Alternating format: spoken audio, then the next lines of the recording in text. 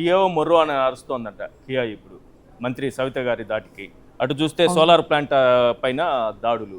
ఇది వాళ్ళకి సంబంధించినటువంటి కాంటాక్ట్ల కోసం, వాళ్ళ లావాదేవీల కోసం, వాళ్ళకి సంబంధించిన కాంటాక్ట్ల కోసం ఇవాళ పరిశ్రమలు కూడా తరిమి కొడుతున్నారు సార్, భయపడుతున్నారు. రైట్ శివశంకర్ రెడ్డి గారు, మీరు అధికారంలో ఉన్నప్పుడు హెరిటేజ్కి ఇలాంటి పరిస్థితి ఏమైనా వచ్చిందా, లేకపోతే చక్కగా మన జై బోలే బాబాతో కలిసి మంచిగా వ్యాపారం చేసుకున్నారా?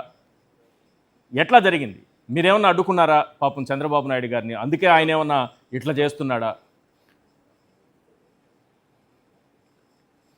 సార్, వైఎస్ జగన్మోహన్ రెడ్డి గారు వచ్చిన తర్వాత 5 సంవత్సరాల్లో ఏ ఒక్క పారిశ్రామికవేత్త కానీ ఎవరికి ఇబ్బంది లేకుండా, అది చంద్రబాబు నాయుడు గారు, భువనేశ్వర్ గారు మేనేజ్ చేస్తున్నటువంటి హెరిటేజ్ సంస్థలో కానీ ఏదైనా కూడా ఒక్క పరిశ్రమ మీదైనా కూడా చిన్న ఈగ వాలకుండా కాపాడుకున్నటువంటి ప్రభుత్వం మాది ఉద్యోగస్తులకి. ఇంకోటి రెండోది చెప్తాను, ఇదే చంద్రబాబు నాయుడు గారి హయాంలో సార్ ఇప్పుడు 23 లక్షలు అన్నారు కదా, 23 నెలల్లో 23 లక్షలు, నెలకు 1 లక్ష అన్నారు కదా. మీరు అన్నట్టు ఆ 23 అనేటువంటిది ఆయనకి ఫ్యాన్సీ ఫిగర్ ఏమో, ఎందుకంటే 2019 23 వచ్చారు కాబట్టి 23 అని అనుకుంటున్నారేమో, అదే ఉన్నట్టుంది ఫ్యాన్సీ నెంబర్ అని. ఇప్పుడు ఓపెన్ ఛాలెంజ్ చేస్తున్నాం సార్. వైఎస్ఆర్ కాంగ్రెస్ పార్టీ హయాంలో జగన్మోహన్ రెడ్డి గారి ఆధ్వర్యంలో ప్రభుత్వం ఏర్పడిన తర్వాత మేము ఇచ్చినటువంటి ఉద్యోగాలు 6 లక్షల ప్రభుత్వ ఉద్యోగాలు అనేసి చెప్తున్నాం. ఎందుకంటే వాలంటీర్ల ద్వారా దగ్గర 2,70,000 మంది 50 ఏళ్ళకి ఒకరు పెట్టించేసేసి ఊర్లో ఎస్సీ బీసీ ఎస్టీలు అని చెప్పి మొత్తం అందరికి ఇచ్చినటువంటిది. ఇక 1,35,000 మంది సింగిల్ నోటిఫికేషన్తో శాశ్వత ఉద్యోగాలు గ్రామ వార్డు సచివాలయం ద్వారా ఇచ్చారు. ఈరోజు వాళ్ళే మొత్తము ఆంధ్రప్రదేశ్కి ఉద్యోగులు వెన్నెముకగా ఉంది ప్రజల సర్వీసులకి. అదే కాకుండా టీచర్ ఉద్యోగాలు అయితేనేమి, తర్వాత కానిస్టేబుల్ మేము ఇచ్చినవి మీరు ఈరోజు క్యాన్సిల్ చేసి ఇస్తున్నారు కదా.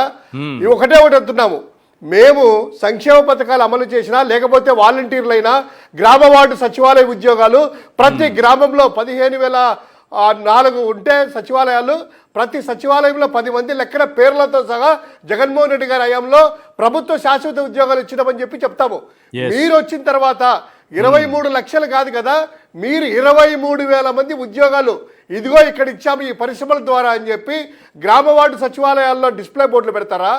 లేదా ఒక ప్రభుత్వ డొమైన్ క్రియేట్ చేసేసి వెబ్సైట్లో 23 లక్షల ఉద్యోగాలు కాదు, అందులో 10% 2,30,000 మందిని ఇదిగో పలాని ఊర్లో పలాని గ్రామంలో ఇంతమందికి ఇచ్చామని పెట్టే ధైర్యం మీకుందా అని చెప్తున్నాను. ఎందుకంటే ఇది ఏదో పొలిటికల్గానే మాట్లాడట్లేదు. చాలా నిరుద్యోగులకి, యువతకి ఆశ రేగెట్టిచ్చేసేసి ఈరోజు వాళ్ళని భ్రమల్లో ముంచెత్తున్నారు. ఎవరికి ఇచ్చారయ్యా మీరు ఉద్యోగాలు? ఏ పరిశ్రమ ఇచ్చింది ఉద్యోగాలు? వాళ్ళ పిఎఫ్ నెంబర్లు ఉంటాయి, లేకపోతే వాళ్ళకి ఈఎస్ఐ ఉంటాయి. ప్రైవేట్ పరిశ్రమ అయినా కూడా ఏముంటుంది? ఇంకోటి సార్, బాధతో ఆవేదనతో చెప్తున్నాం ఇవన్నీ కూడాను. ఎంఎస్ఎంఈల గురించి ఈరోజు మాట్లాడుతుంటే 4,350 ఎంఎస్ఎంఈలు మూసేశారే.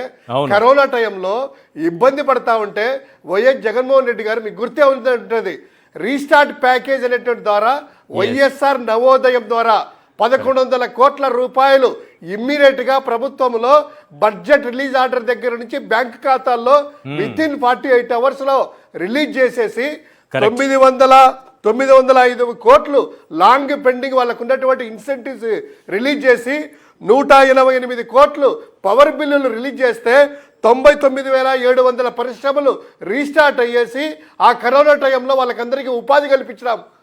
ఎటువంటి ఎంఎస్ఎంఈలకి ఇవ్వాల్సినటువంటి ప్రోత్సాహకాలు దాదాపు 1,200 కోట్ల రూపాయలు చంద్రబాబు నాయుడు గారు బకాయి పెట్టిపోతే మీ ప్రభుత్వమే తీర్చింది వాళ్ళకి. అది కూడా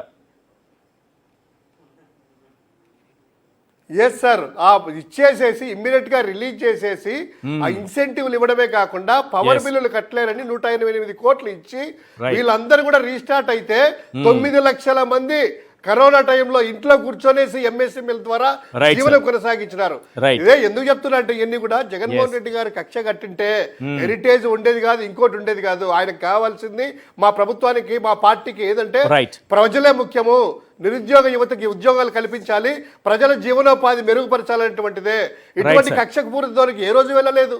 కార్యకర్తల జోలికి వచ్చారు ఓకే, నాయకుల జోలికి వచ్చారు ఓకే, కానీ పాపము దాని మీద పరిశ్రమల మీద ఆధారపడుతున్నటువంటి పేదోడికి, మధ్యతరగతి వెన్నెముక విరిసే విధంగా మీరు పరిశ్రమలు మూసివేయిస్తున్నారే, అన్యాయం అని చెప్పి మాత్రం రామ్నాథ్ గారు చెప్తా ఉంది.